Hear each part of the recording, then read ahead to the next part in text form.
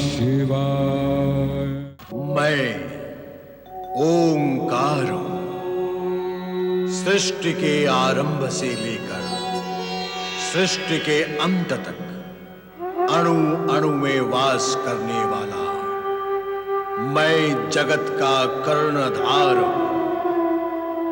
मैं ओंकार हूं। अस्वीकृति का समाचार सुनकर जलंधर क्रोध से भड़क उठता है और देवताओं पर आक्रमण कर देता है। इंद्र और जलंधर में युद्ध होता है। भगवान शिव से प्राप्त मृत्युंजय सिद्धि के बल पर शुक्राचार्य राक्षसों को पुनर्जीवित कर देते हैं तो देवगुरु बृहस्पति द्रोणगिरी पर्वत की शक्ति के बल पर देवगण को स्वस्थ करते हैं। इस पर गुरु आदेश से जलंधर द्रोणगिरी को समुद्र में फेंक देता है। समस्त देवगण स्तब्ध हो गए और उनके आश्चर्य का पारावार न रहा।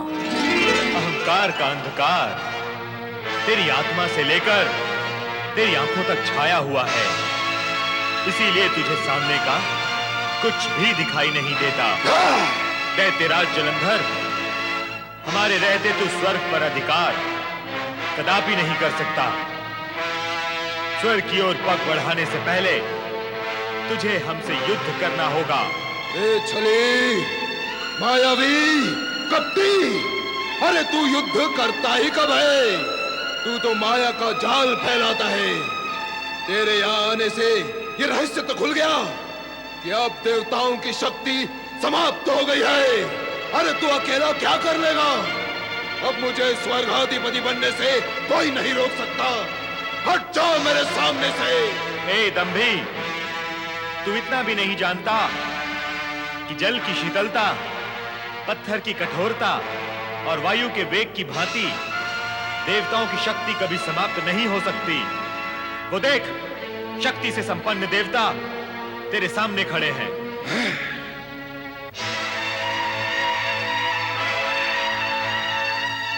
देवराज इंद्र एवं देवगण, अपनी संपूर्ण शक्ति से असुरों पर आक्रमण करो। वे हमारी शक्ति के सम्मुख टिक नहीं सकेंगे। जो आज्ञा भगवान। वरुण देव, अग्निदेव और वायुदेव, भगवान विष्णु की आज्ञा अनुसार आक्रमण करो। आक्रमण हो।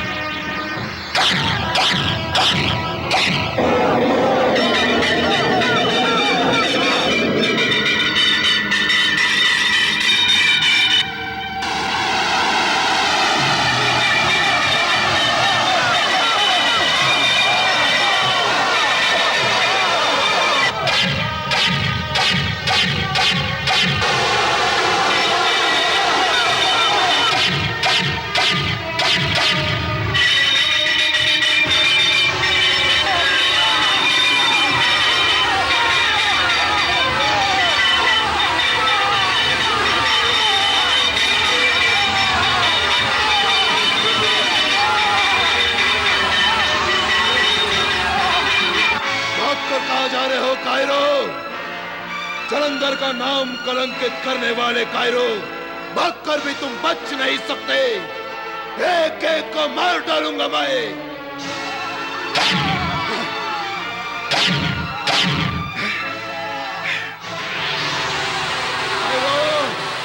तुम्हारे होने से मेरा होना नहीं है, मेरे होने से तुम हो। तुम्हारे बिना मैं अकेला ही इन देवताओं से टक्कर ले सकता हूं।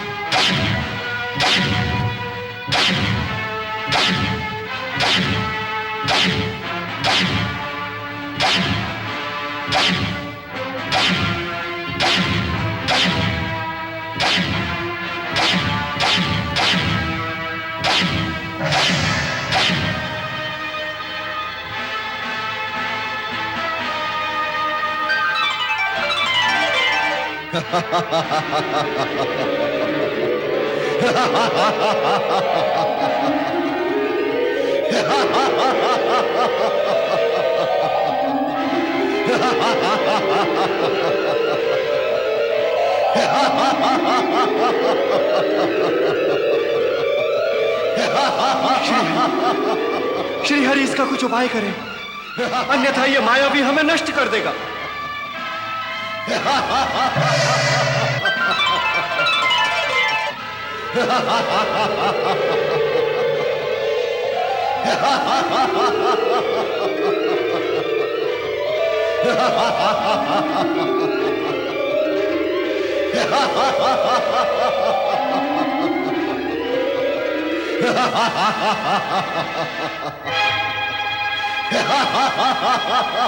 हे मायावी, तेरी माया देवताओं का कुछ नहीं बिगाड़ सकती। बिगाड़ करने की माया तो तेरे पास है ना मायावी। ये देख, या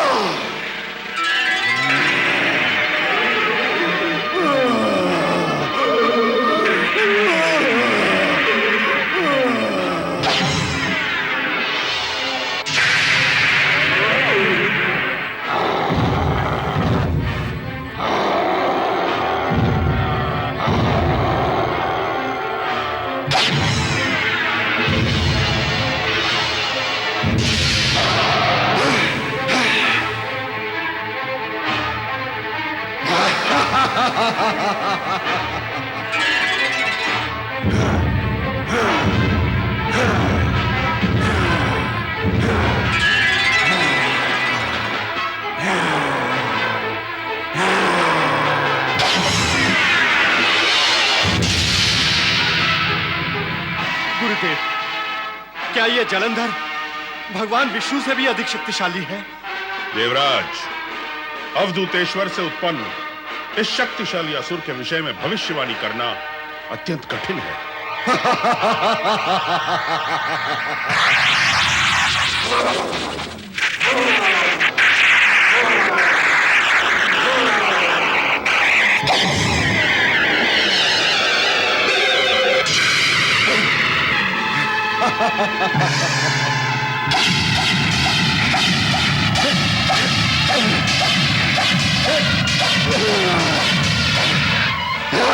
ओम नमः शिवाय।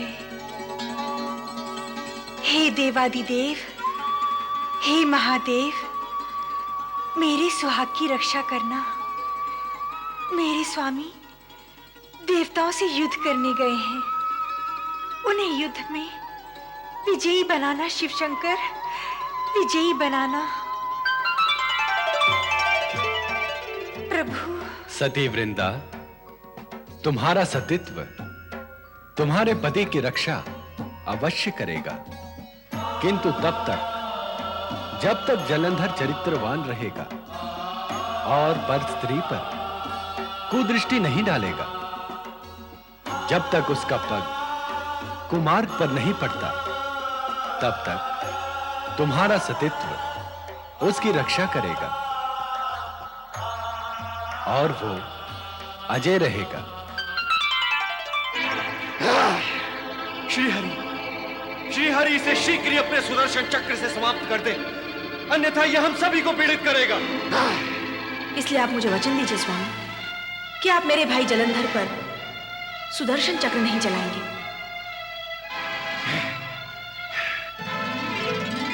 नारायण नारायण।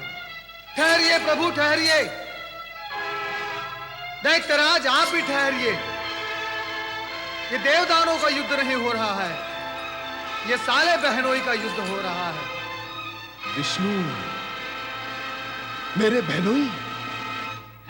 हाँ दैत्यराज, हाँ।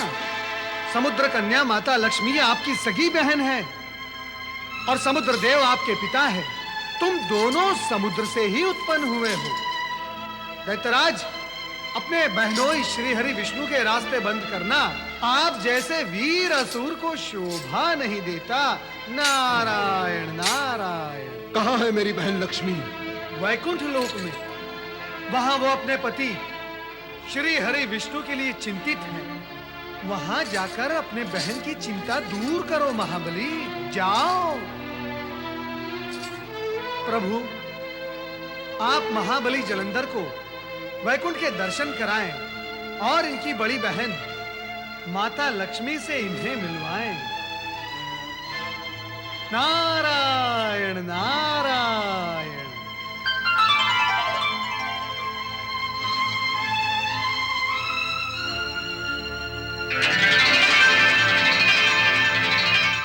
महाबली जलंधर, साले जी, चले वैकुंठ? हाँ अवश्य। मैं अपनी बहन लक्ष्मी से मिलना चाहता हूँ।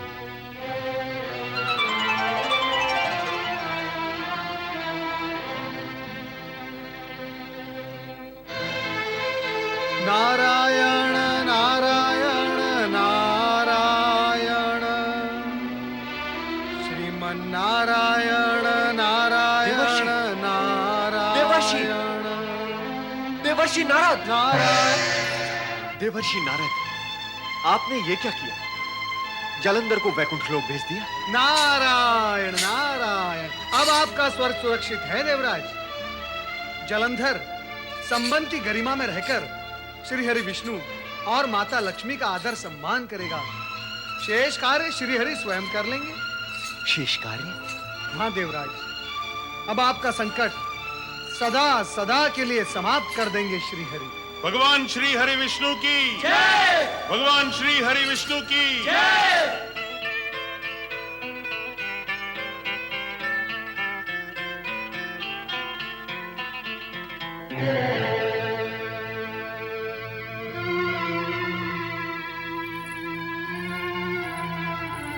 देवी लक्ष्मी, ये तुम्हारे लघु भ्राता जलंधर हैं।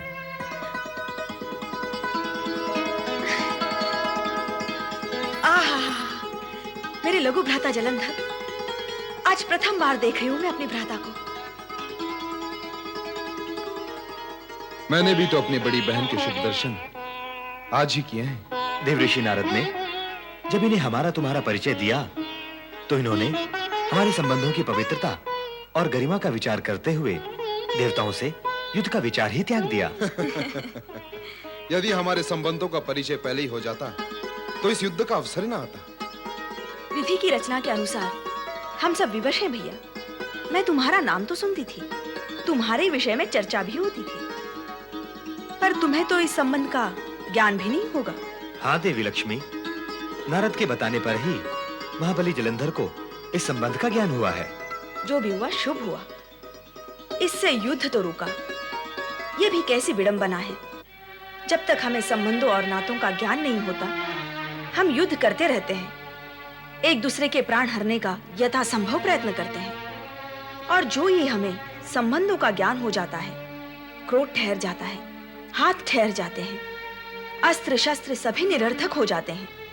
काश जगत के सभी प्राणियों को यह ज्ञात हो जाए कि वे सभी एक ही परम शक्ति की संतान हैं और उससे जुड़े हैं और आपस में एक दूसरे के संबंधी हैं, तो इस जगत से युद्ध की विभीषिका सदा सदा के लिए समाप्त हो जाएगी। तुम ही कहो भैया जलंधर, क्या युद्ध से भी कभी किसे लाभ हुआ है? हाँ बहन, युद्ध से लाभ नहीं हानि होती है, पर युद्ध प्रिय प्राणी हानि प्रिय हो जाता है। उससे अपने प्रियजनों और अपने परिवार के प्राणों की हानि तो स्वीकार होती है, परंतु युद्ध से पीछे हटना स्वीकार नहीं होता। स्वामी, हाँ?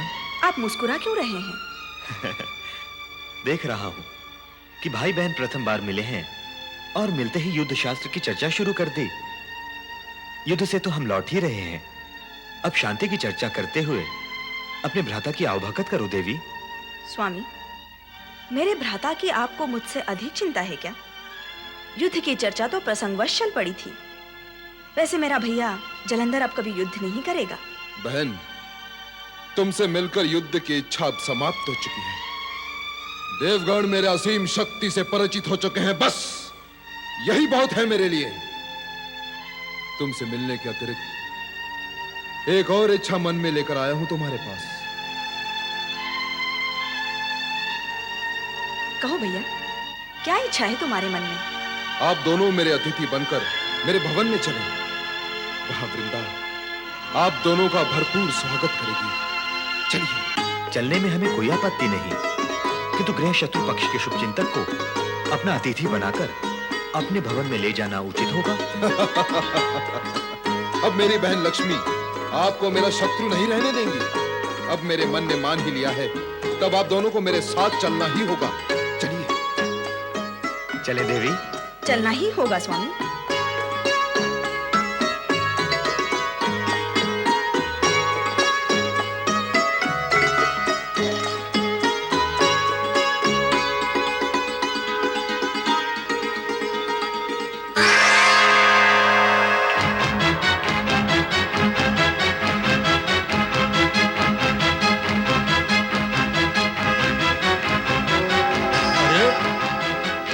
श्री हरि विष्णु और लक्ष्मी जलंधर के साथ।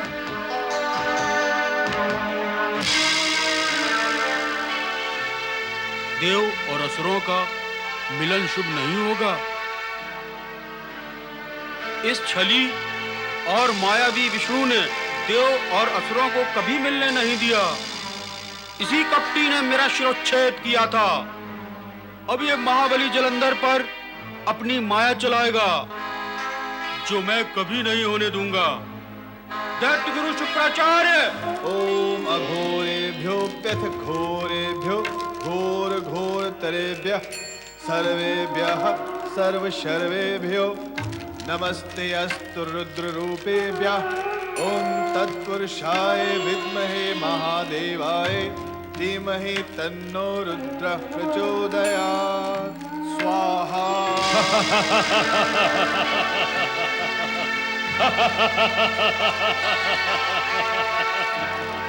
दैत्य गुरु शुक्राचार्य, विघ्न डालने का विचार नहीं था मेरा, पर डालना पड़ा। ना डालता तो आगे हम असुरों के सभी कार्य में विघ्न पड़ जाता। जाओ, जो कहना है कह दे। कहता हूं, कहूंगा, कहने ही तो आया हूं। जलंधर ने सभी देवताओं से युद्ध किया, विष्णु भी आया, उसको भी छकाया और पराजय नहीं मानी। अपने शिष्य जलंधर से मुझे यही आशा थी। नहीं, ये आशा नहीं थी। पराजय मानते हुए भी नारद लीला की लपेट में आकर लक्ष्मी को अपनी बहन और विष्णु को अपना बहनोई मानकर अतिथि बनाकर अपने राजमहल में ले गया और उनका वहां सत्कार करने लगा। यदि ये सत्य है तो उस निर्बुद्धि का विनाश निश्चित है। विष्णु की माया से आज तक कौन बच सका है जो वो बच पाएगा? स्वयं मैं, उसका गुरु भी नहीं बच सका। ऐसे बुद्धि भ्रष्ट, पथ भ्रष्ट, गुरु विरोधी प्राणी की सहायता हम कदापि नहीं करेंगे। जो अपने शत्रु को अतिथि बनाता है, उसे स्थिति अपना शत्रु बना लेती है। ऐसा करेंगे तो असुर जाति समाप्त हो जाएगी। जाकर उसे सावधान करें, वो अपने राजभवन में है। सावधान? वो भी लक्ष्मी और विष्णु से? हमें कार्य को करने के लिए उचित समय की प्रतीक्षा करनी होगी। प्रतीक्षा करनी होगी। प्रतीक्षा करनी होगी। ओम नमः शिवाय। ओम नमः शिवाय। ओम नमः शिवाय। ओम नमः शिवाय। ओम नमः शिवाय। ओम नमः शिवाय। ओम नमः शिवाय। ओम नमः शिवाय। ओम